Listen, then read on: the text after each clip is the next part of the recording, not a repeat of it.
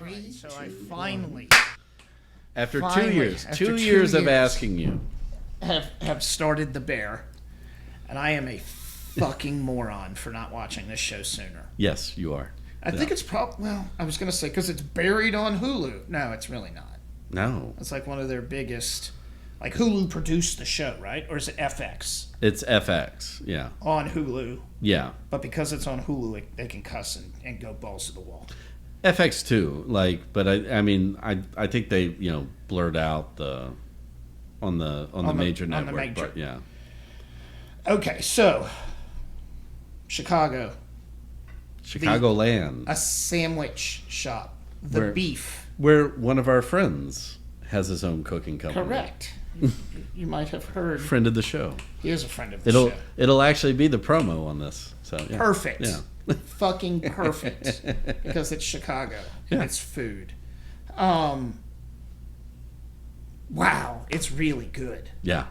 It really is. And I like the quick 27, 28, 29 minutes done. Like there's no time to linger like there isn't in a fucking kitchen. No, yeah.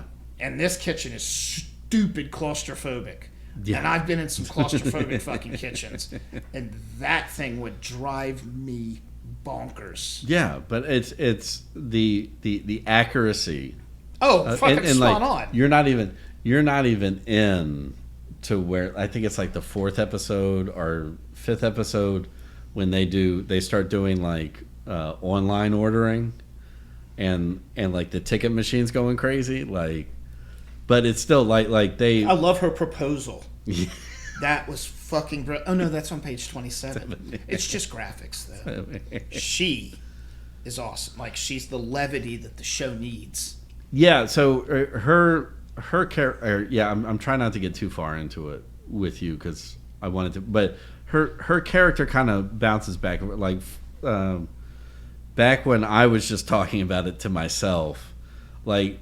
First season, her character like drove me nuts because it's just so far she's cool. She's a little too forward, being only there a week or so. But yeah, exactly. But which I think that's just all part of her.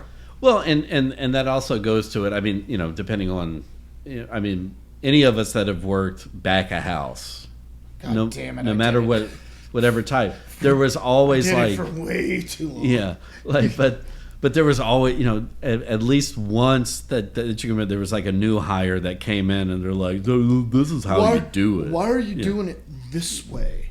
Like one of my favorites ever was some guy who had taken like culinary classes and he was trying to teach me how to dice celery, and so.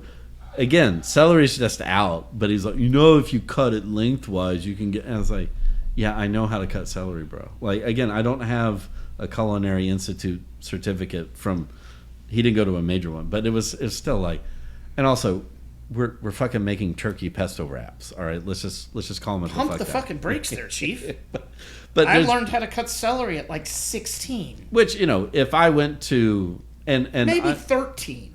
I love it that they use like the real, like the way that they would talk, like, "Oh, you went to CIA? Oh, I went to CIA." And going like, and there's that moment where you're like, "Oh yeah, Culinary Institute of America." Correct. Yep. And like one of the first things I said to you is just like their conversation is so chaotic. Yeah. But they have conversations and they're screaming and yelling at each other, but it is always on your back, corner. Yes, chef. Yes, chef. Heard chef. Yes, chef. Heard chef. The Oilers scored.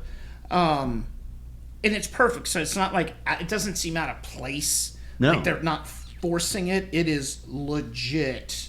Like.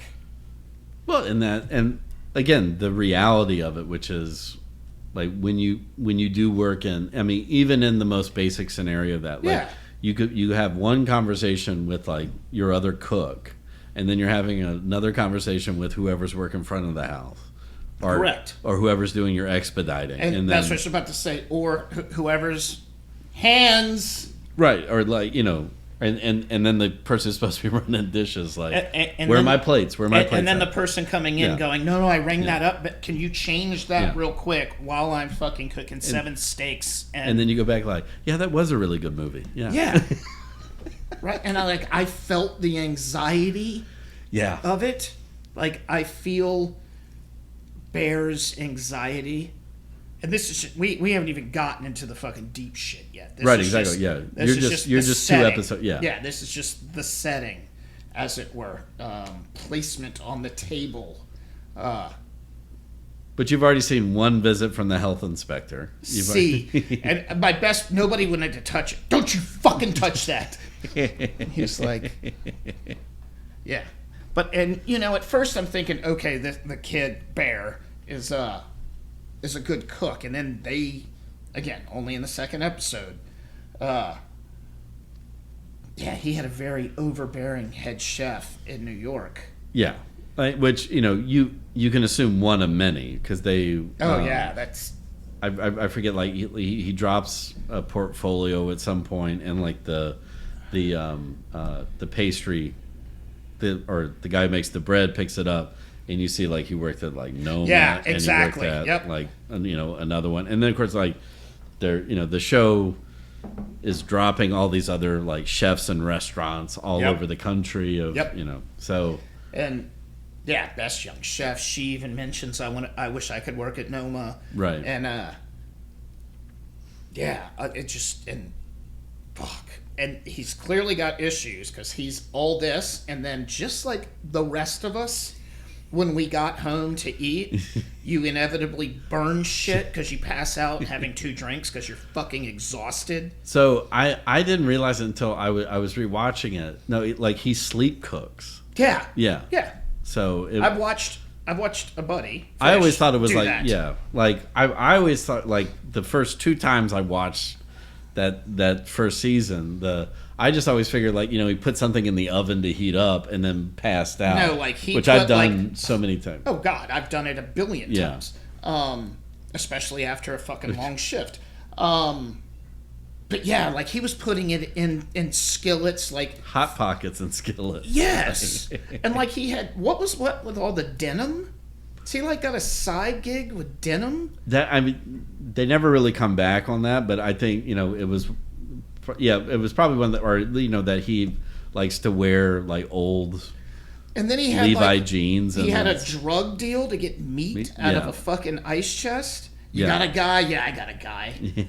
What do you need? I need meats. I need fucking meats. That's one of the best like introductions with Richie, is that he comes in and Carmy tells him, like, oh no, it's like I had to do this because we didn't have enough meat for the meat guy. And like Richie picks up his phone, he's like, oh, let me talk to the guy. And I'll figure it out for the meat. Let's do this. He's like, I need 200 pounds. Yeah, 25. Whoa. And then he meets a guy and he fucking buys meat out of a cooler, out of a trunk. Yeah. In Chicago. Of course. Why not? Brilliant. Okay. Then the heavy shit. So like his twin brother? No, older brother. Just older brother. Yeah. Is dead. Right. By suicide. Yes. Unalived himself with a gun. Mm-hmm.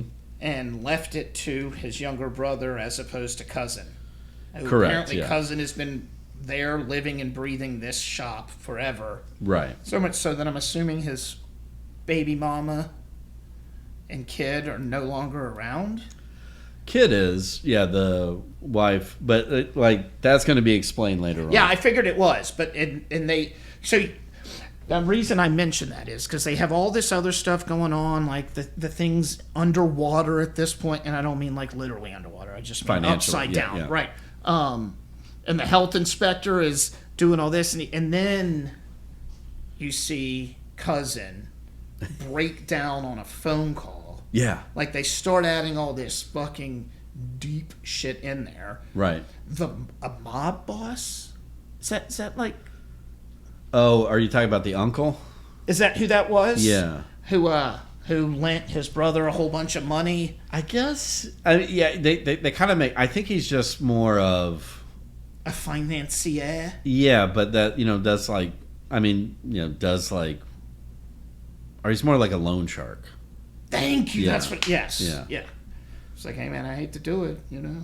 But I should have come in here and broke your legs, but I forgot. Yeah. And it is. It's like, well, and they do a good job of like setting up like that kind of small community kind of thing where, again, like they call each other cousin, but they're not cousins. Correct. And like I think the Oliver Platt character is, they call him uncle, but he's not really an uncle. That's like he what was like the dad's best friend. We do something. that. Yeah, exactly. Yeah. Yeah. Uncle Ben. Yeah. Yes. Now, before we end, I would like to talk about the cosplayers outside the for the restaurant. Norwegian knockoff video game. What was it called? Battle something. It was like Ball Breakers or something. Oh yeah, that's it. Ball Breakers. And so they had this tournament to drum up business, and there are all these cosplayers out there acting like idiots. Yeah, and I think he walks out there and he's like, okay, man, everybody's going to do this, that, and they start beating him up.